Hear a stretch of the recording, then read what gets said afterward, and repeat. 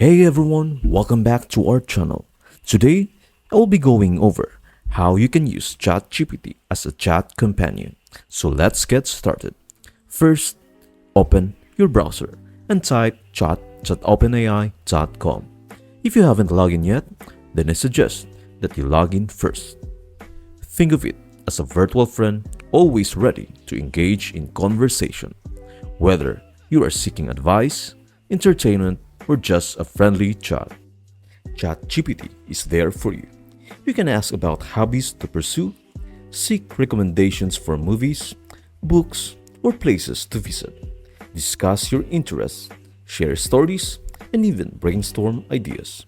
For example, you can ask ChatGPT if what hobby should I do stuff like that, or I'm bored, can you entertain me? Just remember, while it's not human, ChatGPT is here to make your interactions enjoyable and engaging. So go ahead and strike up a conversation and let ChatGPT be your chat companion whenever you need it. That's it. I hope this video helps you out and see you in the next video.